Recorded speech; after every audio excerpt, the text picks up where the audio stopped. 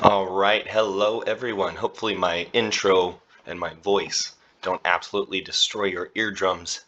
I am going to work on getting a little bit more of a useful mic, if you will. This is a pretty good mic, but we're going to get you guys, I'm going to get you guys something better to listen to. So, hello and welcome to another episode of DEFCON Economics, episode number 2 with me, your host, Devin. Not very inventive with my intros, but I'm not really trying to be. So my main focus for this second episode is silver. And the title for this episode is Why, Where, and How to Buy It to get silver in your hand. So to that end, I'm just going to cut straight to the chase without a whole lot of yipping and yapping. And we're just going to lay out a base case for why you, as somebody who maybe has never heard of precious metals, or you may be a veteran, but why you should get silver, get as much of it as you can within reason, and we're going to have a good time doing it. So I'm just going to stay on point here with you guys. So I have this first set of 2 articles here up. First of all, this is gamut.org, the Gold Antitrust Action Committee, if I'm getting, yes, I'm nailing that. So these guys are fantastic because they do a couple different things, but mainly cover gold and mining, and they cover countries who add gold to their reserves. What does gold have to do with silver? I will explain that in a minute. So first, Bullion Stars Ronan Manley. Singapore quietly adds 26 tons to its gold reserves. And you can just read down here that they added 26.3 tons of gold to its official monetary gold reserves over a 2-month period between May and June this year, in the process boosting its strategic gold holdings by 20%.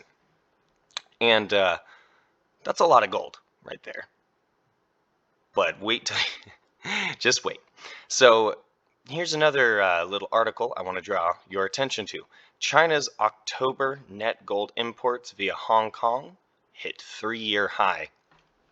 And so I don't want to get into the weeds of these articles. I want you to go over to gata.org and read them yourselves. Please, I implore you. They're fantastic. But what I wanted to use those 2 articles for is to show you that countries are buying gold, and they're buying gold for a reason.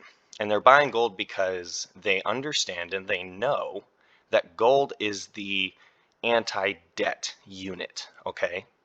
And to quickly explain something to you, the US dollar is a form of debt at this point. As I'm sure all of you know, the Federal Reserve prints money. And if you're from Wall Street Silver, where I will be posting this episode, you know that all too well. Now, really they print currency, not money. So we're going to stick to the word currency for the rest of this. And there's an important reason why. So these guys are buying gold, China and Singapore. And why do you care? Because they're doing it for a reason. They're buying it because they know the dollar is going to be printed into oblivion. I'm sure by now your wallet has felt the effects of inflation. Things have gone up, right? And so as things are going up, you can see here that countries are buying more and more gold. And there's a very specific reason for that. They're doing it because they know that they need something that is tangible, that holds value over a long time. Very long time. 5,000 years. Gold and silver have been money. And I say gold and silver because I told you I would explain why gold is important to silver. So gold is important to silver because gold is what countries buy. You see this, countries are buying it. And the reason they're doing that is they're going to almost certainly, eventually, have to back their currency with gold. I'm not going to argue with anybody as to why they might or might not. I'm just going to throw that out there. And I also want to mention something. I am not an investment advisor or a financial advisor. I'm just somebody who does quite a lot of research in my own spare time. It's kind of my passion. I don't really have anything else I do. So, having said that, This isn't investment advice. This isn't financial advice. We're just going to show you what countries are doing and why maybe it's not the worst idea to follow along, but in a certain way. I'm going to explain to you how I think you should do that in my own opinion. So the first things I wanted to draw your attention to were Singapore quietly adding 26 tons, and China's October net gold imports hit a 3-year high. And oh my goodness, yeah, that jumped a solid 20 tons. And let's see, about the same as Singapore. Actually, Singapore bought even more than China. So you should go look at see how much a ton is. I'd also love to, without having the article up right now, draw your attention to the fact that a company called Palantir, whose founder, Peter Thiel, who also founded PayPal, has publicly stated they think people should buy gold. I just wanted to point that out. Palantir is a data analytics firm, and you should look them up and see why it's important that they said that. So, having done and said all that, feel free to go back and double check anything I have just said for your own self, please. I urge your own due diligence. So hopefully I've laid out a kind of a base case for you. See that China, countries, they're buying gold. There's more. There's India, Serbia recently just bought. Many others are buying gold, or getting their gold repatriated, and there's reasons. So now I want to talk about why silver is important. So silver is important, and we'll go over here. Silver is important because some people call it the poor man's gold. I like to call it the gentleman's money. Let's talk about it quickly. So look here. You can see that gold is floating at just 95 cents south of $1,800, whereas silver just sits at weird numbers at 23.23. I don't even know how it gets there, but that's just me. So you could see these coins here. These silver coins and bars as well. You want to buy silver because look at this, $23 versus almost $1,800 to get some. And that's important because as countries buy pretty much up all the gold, there's not going to be a lot left for the individual investor unless you already bought some. And there is the possibility of like some sort of confiscation. It's unlikely, but it's possible, of gold. Whereas silver, I'm going to briefly explain, has acted as money more often than gold throughout history. Feel free to double check me on that and go back and do your own research and try to see if I am correct or not. But if you look at this, for something that served as money a lot more than gold, it sure seems to be cheaper. And I don't want to get necessarily into the deep parts of what many call silver market manipulation. All I will say is this: look into the Department of Justice, go to their website and look into the fines that they have laid out to banks for precious metals manipulation. I'm not going to argue about it. I want you to go look over there and see what you find. And there's an argument out there that, like, if something's manipulated, why would you buy it? The reason you would buy silver specifically are twofold. One, it's a monetary metal and has been for 5,000 years. It acts as, it does everything a currency does. It's fungible. It's universally accepted.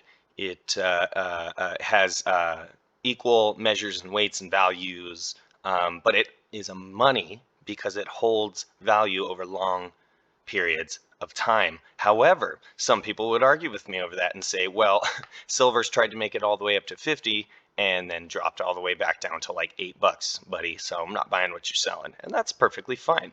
I'm not trying to say you should go put your 401k or investment money into this. I'm simply trying to draw your attention to something here. So having said all that, the other factor is that silver is used in every single electronic. Anything you're using right now to listen to this, to watch it, anything at all, uses silver. And I'm talking about your keyboard. If it has an electronic connection, there's silver in it. What that means is that unlike gold, which can be used in electronics but really isn't due to its higher price, silver is absolutely devoured in pretty much all electronics. And there's arguments about the amount, I'm not going to make those arguments. I'm just going to say, do your own diligence, go ahead and look into that. It's pretty epic. And there are a lot of different uses for silver. It's quite absolutely mind-boggling how many things this metal can be used for. So silver offers a chance that when an opportunity to prevent yourself from going through basically a currency hyperinflation with no defense. Because if you look at this, who couldn't buy an ounce of silver? Well, anybody could. But the point is that you need to get some, because just like gold, it has acted as an inflationary hedge all throughout history. But it's money. That's the thing. It's not just it's in fact, maybe even that's not the proper term, inflationary hedge. Maybe the better term is just money. When currency, when paper, that's what it is, guys. And now it's getting digitized. When that loses value in people's minds as inflation goes on, and they can't really contain it even with lockdowns, they're going to have to switch to something else. And this, for 5,000 years, these two things, gold and silver, are what they've gone to. That's it. That's the pitch. Okay. Now I want to talk about where you can get gold and silver. And I've pulled up a couple different things, and I wanted to kind of do a quick spread. So first things first, let's talk about kind of the difference in types of silver. So you can see here, you've got silver coins, Royal Canadian Mint silver coins, silver bars, all these different things. This is SD Bullion's website. There's silver, junk silver or constitutional silver. These are two different terms for the same thing. And all these other things that you can see are different forms of silver, right? So I'm just going to go ahead and simplify everything and say, depending on who you are, depending on what you're looking for, and depending on your knowledge, you may already know what to buy. But if you don't at all know what to buy, here is my baseline recommendation. I recommend 3 different products. The Royal Canadian Mint silver coins, specifically their 1-ounce maples. I recommend those because they're, other than the American Eagles, they're pretty much the second most recognized silver coin. Feel free to correct me if I'm wrong there in the comments, but as far as I know, these are the second most recognized silver coin. They're also a mint coin, and what that means is they pretty much come with the guarantee of authenticity. And so if you go to a dealer, a silver dealer, and you have a fake buffalo, you can see this buffalo here, or you have a fake round of any sort, you're just screwed right then and there. You're not going to get the value of your silver if it went up. But if you have, I'm not going to talk about American Eagles. I'll let other people talk about them. If you have something like a mint coin like this, or a Britannia, or even a Perth Mint, or a Krugerrand, all these different things, if you have one of those, it's basically recognized and almost immediately exchangeable. So that's one reason I really recommend these. And the other reason is they don't have that high of a premium over silver, though depending on who you are, that might kind of turn you off to them. But that's kind of like my baseline recommendation. My second recommendation would actually be to get constitutional silver or junk silver coins. They're 90% silver and 10% copper. The reason for this is they're no longer being produced, really. There are some specialty proofs that are produced by the US Mint, but they're really pretty, but they're just kind of, I would only have those just to look at. And to be honest, I don't recommend keeping bullion at home. I recommend storing it with a reputable company. Reputable company. I'm gonna say that one more time. Reputable company. I know some people are gonna argue with me on that. That's fine. Some people say if you don't hold it, you don't own it. I think that's true to a point, but for a lot of people, they just aren't comfortable having that. So anyway, SD bullion, 90% junk silver, 10% copper. They're no longer produced, highly recognizable, also kind of sought after, especially because they're finite. There aren't that many of them, and they're not really forgeable. So that would be my second baseline recommendation. They also have a lower premium over spot. Typically, I can't guarantee that by the time you're listening to this video that will be the same. Listening to or watching, I should say. So the third recommendation would be what are called silver rounds you see here. So going in here, there are various different types of silver rounds. Oh boy. So you can see here like different kinds, different designs, different things. And you know, they talk about all the different kinds. SD Bullion's really nice because they really try to get low priced coins to people. They also have their own YouTube channel. Please go check it out. Give them a listen. They do really fantastic work. So these are kind of recognizable, obviously, but they're a lot more varied. There's different kinds, and while some of them are pretty, some of them are nice. Basically, the most basic one is known as the Silver Buffalo, and that is kind of what I would go with, which I don't see here at this point.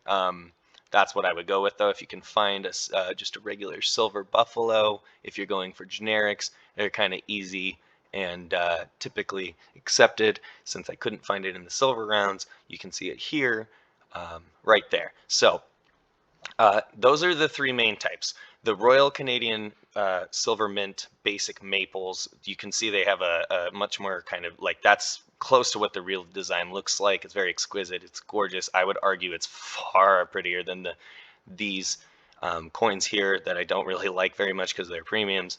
And also the Britannias are gorgeous, hard to find, but the main mint coin I recommend is this maple. Again, not financial advice, not investment advice, just a recommendation to anybody who hasn't bought silver before. An easy get it while it's good. Secondary recommendation, lower premiums, a little bit less silver, but impossible, basically not impossible to forge, but really hard to forge junk or constitutional silver coins.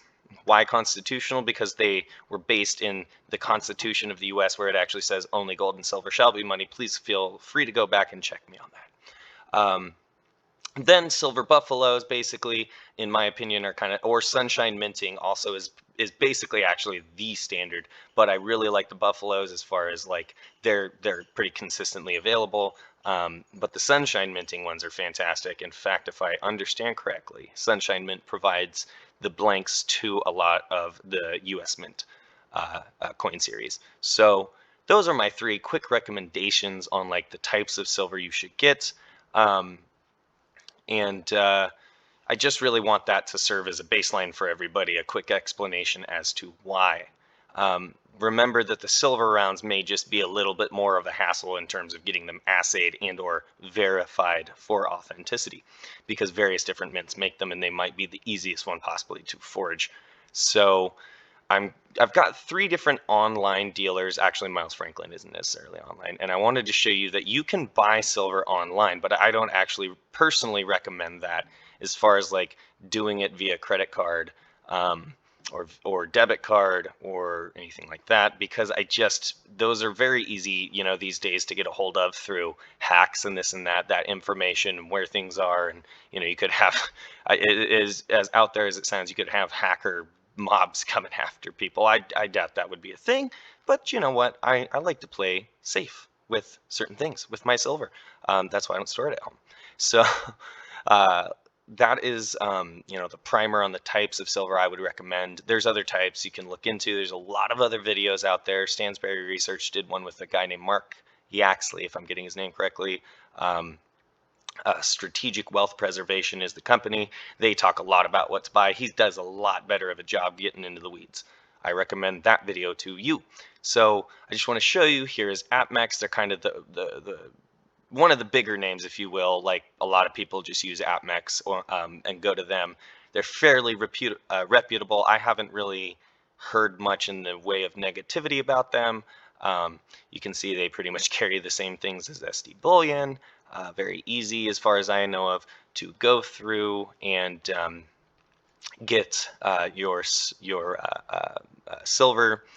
And if I scroll back up here for you guys, there's like an auto invest, IRA, secure storage, all these different things you see here, which are actually kind of nice. I'm going to go ahead and say AppMex is probably one of the companies that floats on the fence of being like the most authentic, they kind of recognize silver manipulation, all these things, and they really make a good case in the education part as to why you should own it.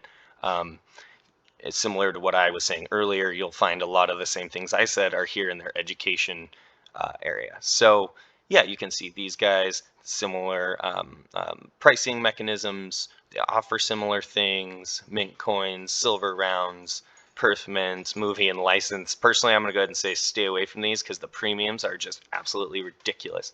Other popular silver series, industrial silver is that's kind of fun stuff to look at if you just have extra cash to spend. Junk or constitutional silver coins, 35%, 40, and 90. You have to kind of do your own research on that. I don't want to get too crazy deep into it. I don't want to make this an hour-long video.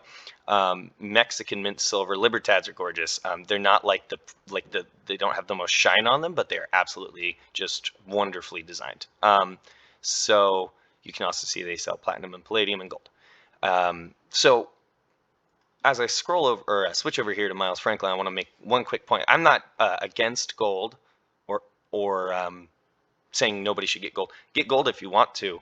And in fact, all the same things I just said apply to gold pretty much. So the only difference is the price entry point. So you can see, slightly below 1800, slightly, but a little bit above $23. And this one has been money more, has less supply, a lot of leverage, and there's just many other reasons. Wall Street Silver, where I will be posting this, they have their own YouTube channel, and they just really do a fantastic job in terms of getting into the manipulation, why you should own it, all these different things. But that aside, let's talk about Miles Franklin. So these guys are fantastic, and I want to go into their About section briefly and tell you that, look here, Andy Schectman is a fantastic person. He is their president and owner, and so they have no complaints that I know of. They kind of have their own YouTube channel called Liberty and Finance. They had their own Miles Franklin, but it looks like they've just kind of swapped into Liberty and Finance, where they really get into the weeds of things and what's going on and make the same case that kind of I made in the beginning. Talk more. Hi, I got my dog here with me. Talk more about why you need to own precious metals and a lot of different important geopolitical things. Not political, geopolitical. It's very important to know the difference because one is a chessboard, the other is just noise. So these guys do not necessarily, as far as I know yet, do online storage or purchases.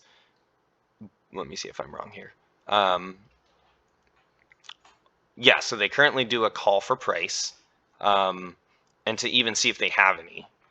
And so they are kind of like, if you were looking for somebody to tailor a strategy or a purchasing plan or something like that, this is who you would go to. If you're somebody with 10, 15, 20, 30, 40,000 and you want to make purchases at certain times, I would go to these guys. I can't, with any dealer, any of them, you may have some issues with supply right now. Supply chain issues, all sorts of different things, shortages at the mints, shortages from the mines, mines not being able to get what they need. Oh, we'll talk about this in a second.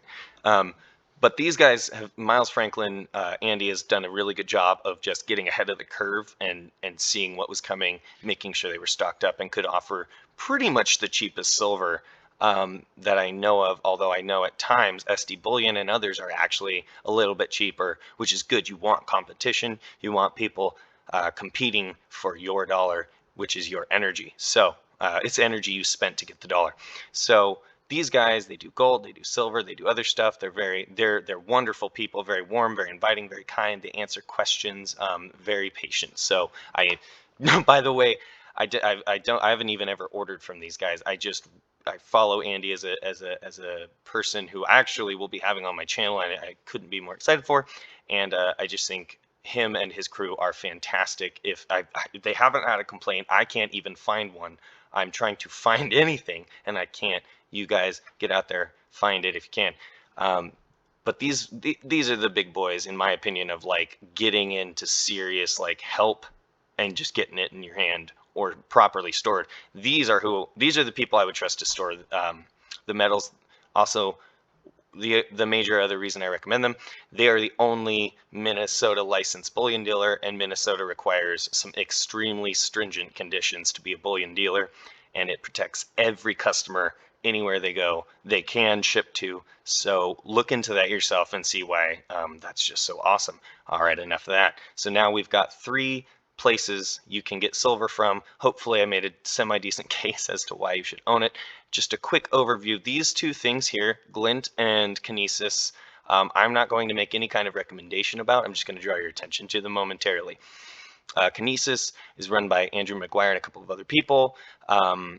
It's basically, here it says, Kinesis Gold, KAU, and Kinesis Silver, KAG, are a digital representation of investment grade gold and silver bars that sits in our vaults in your name. Now that's, as far as I understand it, called allocated gold and silver. But what's really cool is they make it possible for physical gold and silver to be purchased instantly and traded, sent, spent, and globally. And I believe Andrew's really trying to like expand outward and get more done. So this is a digital way of looking into it. I'm going to 100% recommend your own due diligence. I can't make a yay or nay like recommendation. And again, I'm not a financial advisor or investment advisor. That's why I keep saying it. I just don't want anybody to misconstrue anything I'm saying. So here's glint. This is very similar. As far as I know, though, they only do gold. I don't think they don't do silver. So they're, for anybody who's like more gold oriented, maybe this is something you might want to check out. It's kind of interesting. Bloomberg even covered it. Financial Times covered it. Maybe for somebody who wants something a little more mainstream, a little more just kind of, it's kind of simple but kind of sexy at the same time. How everything looks really good. There you go. Look into it. I can't make a yay or nay. Just bringing these to your attention. Alrighty, guys. The last thing we're going to talk about is a local coin shop. So a local coin shop, or if you're from Wall Street Silver, the LCS, also known as your LCD or local coin dealer. I don't like that. So I just call them the local coin shop. Now you can get silver and gold from there, typically pretty good prices. You can form a good relationship with them if you are just going to make a few purchase just a few ounces and keep them stored somewhere safe. I really recommend like somewhere safe. Not just in a safe, but somewhere very, very, very, very, very, very safe. I can't even say where you should put them. I should just say find the safest place that nobody has ever thought of if you can. If you're going to hold it at home. Just a good thing to do. Also, I would just say make sure, to keep an eye out, make sure you're not followed or anything like that. These are things that have happened in the past to people who have bought bullion. They've been robbed. Because, if you can afford gold, well, you probably have some money, right? So make sure you're keeping an eye out. Be sure to make sure they're reputable, see if they're certified in any way they should be. And usually they might have jewelry, watches, various different things, much cheaper usually than brand new, but just about in the same quality. And they generally have a large spread of items available. Usually the mint coins, the silver rounds, the silver bars. Just a quick primer on silver coins and or rounds versus bars. As far as I know, there's no major difference. The one thing is that for some reason some reason it seems that the coins are somewhat more liquid and easy to just trade and get around. I'm not sure if that's just because of the shape or something. I don't know. That's the only difference I know of. Correct me if I'm wrong in the comments. But yeah, the local coin dealer, if you know what you're doing, if you do some research, you listen around, not just to me, but to other people, you'll probably find some good stuff. And if you can form a relationship, sometimes they'll call you, give you deals. You never know. So the last thing I'm going to say, guys, is my personal recommendation, while I do agree with if you don't hold it, you don't own it, is that if you're going to hold very, very large positions, you probably should hold it in a insured stored vault somewhere. People like Egon von Greyers, they do the big deals, whereas people like Miles Franklin can help out with smaller setups. That's pretty much what I would recommend. Find a company that works for you, makes everything work. Again, not financial or investment advice. This is all said with the urging of your own due diligence, please. But I wanted to put together a video, however long it took, to kind of walk people through just a quick primer of everything you can do to get some silver in your hands, and also maybe why. So again, we started with the Gold Antitrust Action Committee. We went over Singapore and China getting some silver, or sorry, some gold, and quite a bit of it, some tonnages. We went over SD bullions, coins. We went over APMEX shortly and briefly because it's pretty much the same thing. We went over Miles Franklin. They're kind of the people to talk to if you really need information that isn't coming to you from a YouTuber. I'm just doing my best to provide you guys with information that I have. And let's just say I drew your attention to KAU and KAG, which is from Kinesis Gold and Silver. I can't make a yay or nay anything on that. Look into it yourself. And then here's Glint, digital gold. I'm not sure if you can take possession. We talked briefly about a local coin dealer, how that can work out for you. Honestly, if you were going to the hybrid, the recommendation would be Miles Franklin. They do on the phone purchases, so that kind of provides the privacy and peace of mind. So the alternative would kind of be the local coin shop. Get in there, make a relationship, make sure that somebody reputable. If you don't like how they're treating you, if that you feel like you're getting a raw deal, don't go back. You don't need to go back. I mean, another thing you can do is just type in, what is a local coin shop? I wanted to type that in and walk people through, what is it? You know, it's just a local coin dealer. APMEX has a cool little dealer near you set up. Find a local coin dealer here with Spruce Grove. Provident Metals, find a local coin shop near you. Best coin dealers near me on Yelp. Yellow Pages, just, you know, there's various places to go. You can look at the reviews. That's the nice thing. Always look at reviews before you go in would be my recommendation. If they don't have any, just feel it out. And again, we made a case, hopefully I made a case for why you should purchase silver, because again, we look at the fact that countries are buying gold. They are buying gold. They're going to buy it all. Look at this. They're buying tons of it, not ounces, tons. Likely you and I can only afford to buy a few ounces of gold maybe in a year, whereas if you take a look at silver, look at how much cheaper it is compared to gold, but it's also been used as money and currency because it can provide both functions more than gold. Gold has acted as the store of wealth, whereas silver has kind of acted as your checkbook of wealth. I always like to make that analogy. And the cool thing about storing it with people like Miles Franklin is it keeps it pretty darn liquid, and they are one of the most guaranteed and insured ways of getting what you need, and again, keeping it safe so that if anybody knew you had anything or followed you home from your local coin dealer, they wouldn't get access to any of it and would be well disappointed to know they robbed somebody who didn't even have anything. Not that that would happen to you. I'm just trying to kind of get everything out there that I can for you guys. So again, we buy silver because the countries are buying gold, and it's a lot cheaper than gold, and that's why gold's so expensive, because countries are buying it, guys.